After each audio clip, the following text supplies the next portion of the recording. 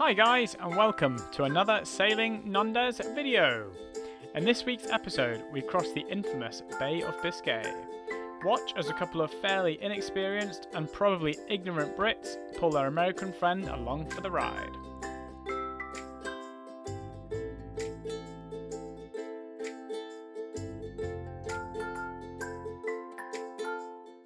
It's 6:05, and we've set off.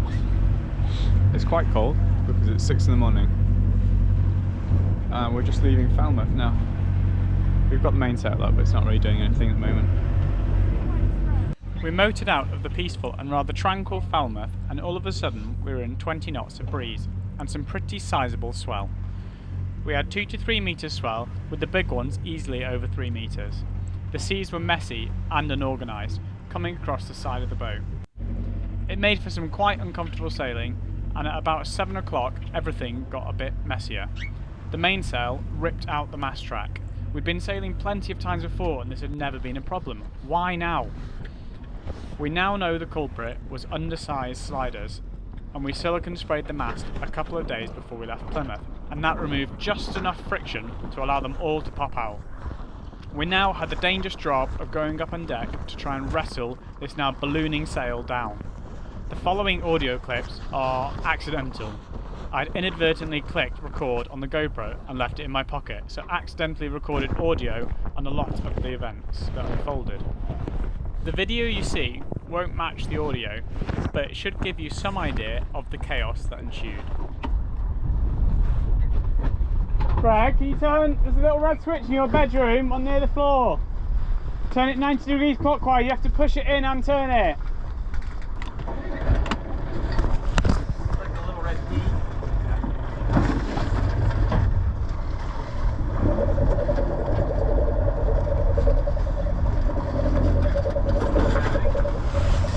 No, the mainsail's popped out of its track, we're going to have to take it down. This is going to be messy.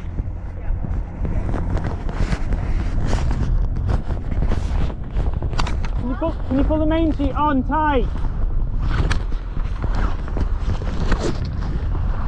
Green is main sheet! Is the red rope off? Yeah, but it's stuck round this side, so the sail will pull her out.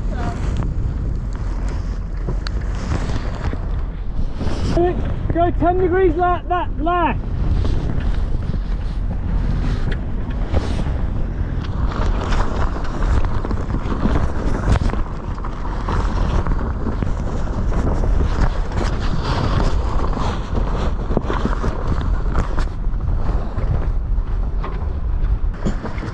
Whoa, big wave. Beep. Now. Joe, I really don't like it at all. Babe, calm. Calm.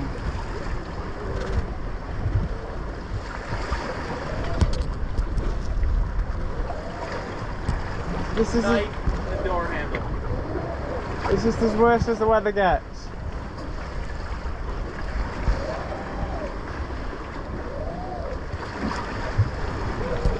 You're okay.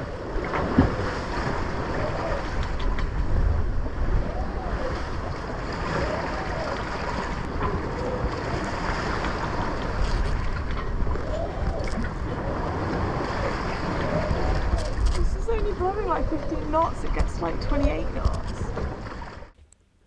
We gave up using the mainsail after that. We didn't want to risk damaging the sail, the rigging, or ourselves, so we sailed on with the headsail only all the way to Spain, me somewhat reluctantly.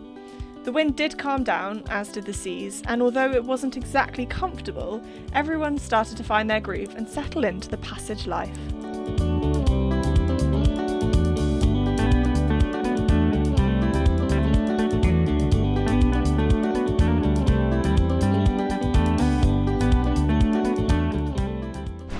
So, we are now on day 2 of Biscay.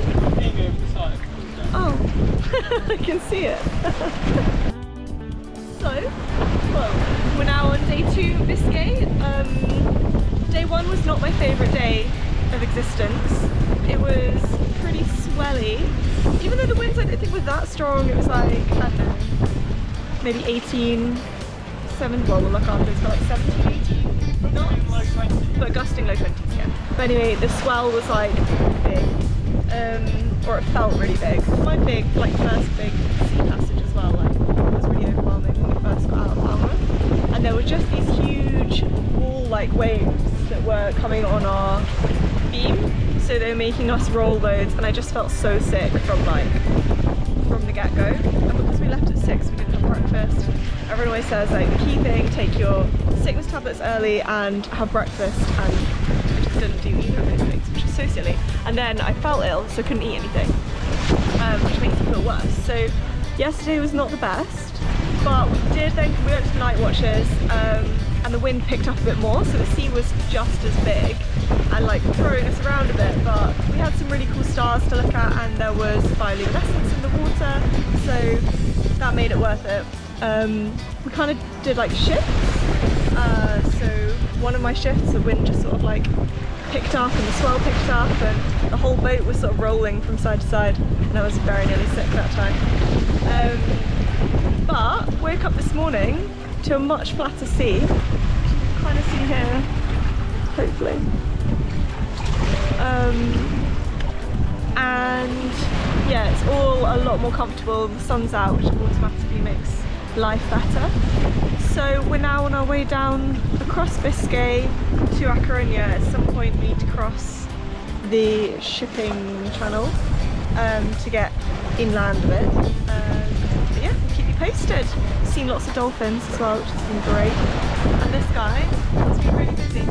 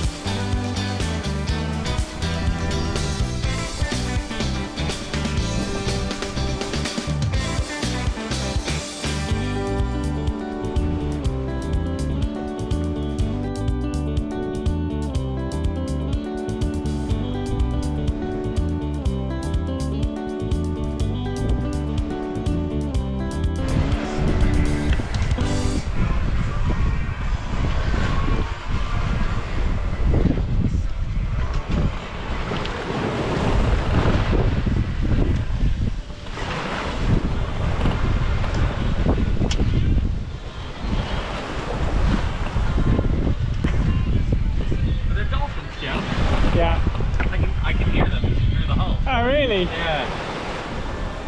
He could smell them or he could hear them. He got up and he was really on alert, and I was like, what's your problem? We just had some more dolphins, which is really cool. This little guy, I think he can hear the dolphins. It's crazy. So he was lying down like this with me, and all of a sudden he just got up and he was like super on edge. And he was like looking over the side. He's seen the dolphins a few times now, so I think he kind of understands that there's these things in the sea that are swimming around. And he must be able to hear like them clicking and talking. Either that or he can smell them. Because he got up, he was really on alert, and he was like sniffing around and like trying to poke his head over the side of the boat. And then sure enough, like 10 seconds later, a load of dolphins popped out of the water. So he knew they were there before I had even seen them. Last night was everyone's first night on passage as well, so it's Flick's first time ever on passage, and also Greg's first time, and my first time as skipper. And yeah, it went as well as one could hope. Yesterday was pretty rough. The forecast was for like 17-18 knots, and there was like gusting up to 25. What was forecasted happened, but the swell was a lot bigger, a lot larger than what was forecasted. It was quite messy as well. It wasn't just one rolling sea, it was sort of chop coming from different directions, especially off of the headland near Falmouth. So it's pretty rough for the first like half of the day, and it started to settle a bit, but then in the night again it got rough. So as a first day on passage, it's been fairly tough, I think, but the guys have smashed it. They all did their first overnight watches. We did 2 hours on and then you have 4 hours off. So you wake up in the night and you've got 2 hours on your own up here. Everyone else is down below and asleep, or trying to sleep. It was quite rough, so it was also quite hard to sleep last night. And yeah, it's quite scary to be out there on your own when, yeah, it's the first time you've ever done that sort of thing. At night time we have Walter down below. He does not come on watch, so the only person up in the cockpit is the person on watch. And they're wearing one of these life jackets, which I'm wearing now.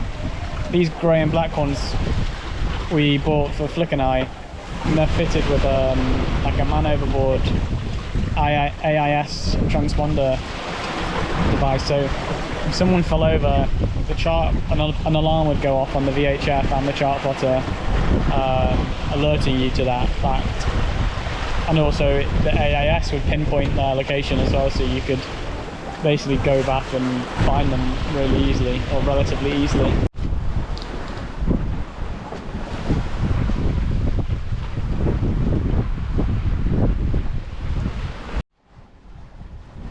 We are just settling in for the second night on passage.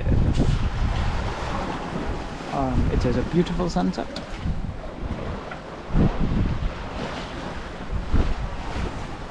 I'm on the first shift, which is 8 till 10.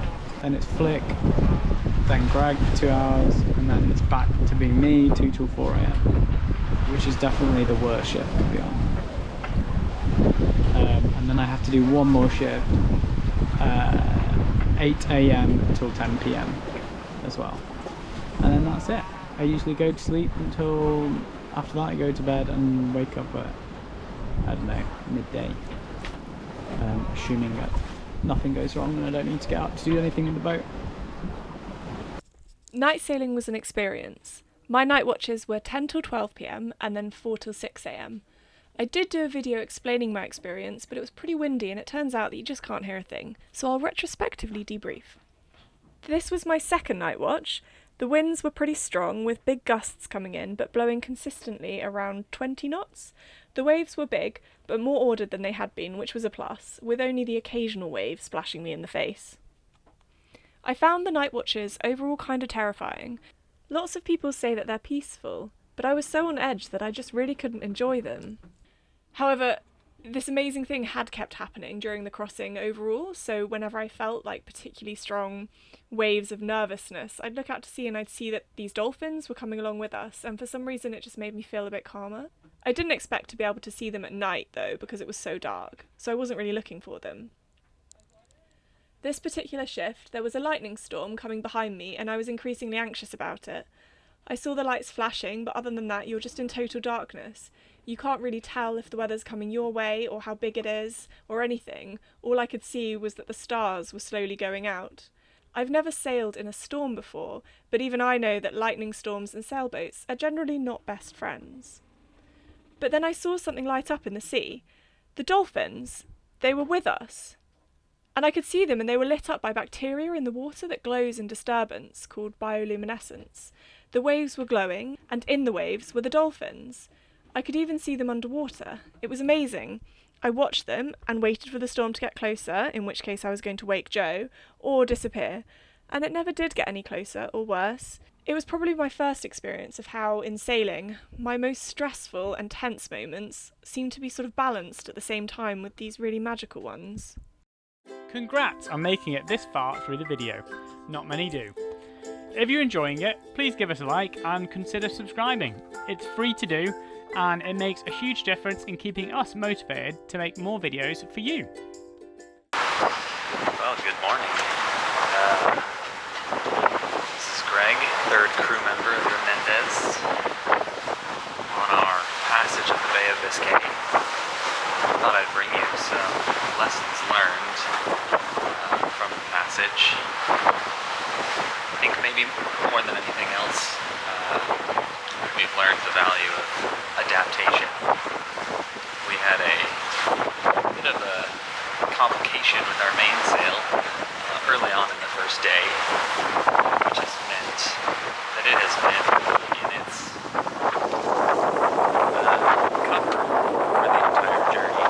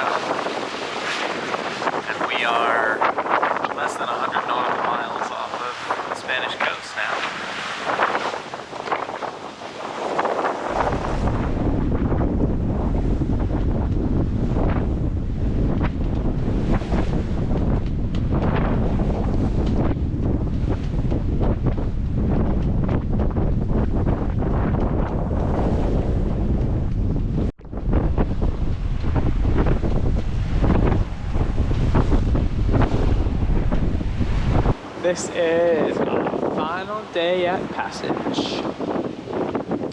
It's been a bit of annoying last couple of days. Not really much wind. We've motored like 36 hours or more.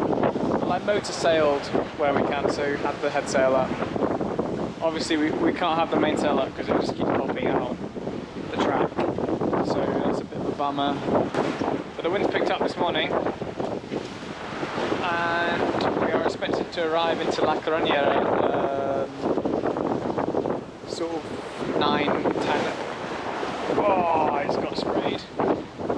9-10 o'clock this evening. We're sort of, yeah, we'll see.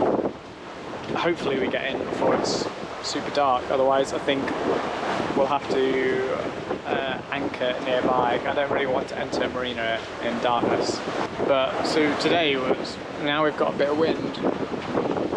I'm sort of trying to hustle, get us there as quickly as we can, so that we can hopefully get into the marina before dark. It's a bit annoying because the autopilot has worked flawlessly, which is great, but the wind sensor isn't working. It died about a day ago. It's brand new. It's just showing some weird reading. I mean, I'll show you. It just shows 6.1 knots of wind, apparent wind angle 0 degrees, true wind angle 180. It's just not right. That's probably blowing like 10-15 knots right now. Oh, big wave. So that's annoying because we're kind of sailing upwind right now. And if we had the wind data, the autopilot would be able to steer to an apparent wind angle, which would make this so much easier. I have a slight problem with the engines starting to overheat slightly. I don't really understand why. It has been running for like 2 days almost now. But that shouldn't make a difference. I don't know if it sucked something up. I don't know. Or the alternator belt slipping. I don't know, because we've also seemed to have lost alternator charge as well. Sort of. I haven't really diagnosed it.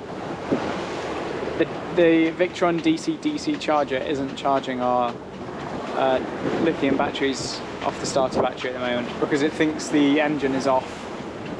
So I'm not really sure why it thinks that. I can't check very easily because the seas make it a bit uncomfortable.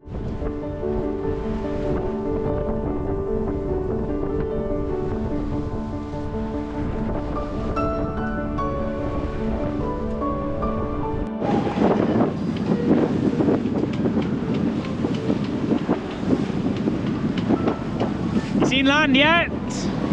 No land yet. One of these days. One of these days.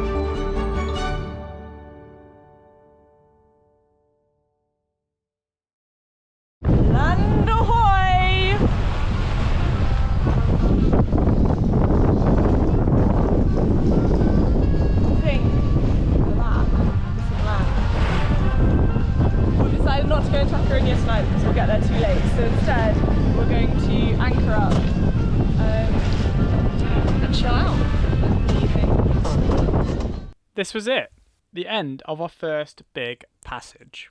A new country. We continued for another hour or so to a place called Cabo de Barres. This sleepy fishing village is the northernmost tip of Spain. It was a beautiful anchorage, and we were all very grateful to catch up on some much needed sleep.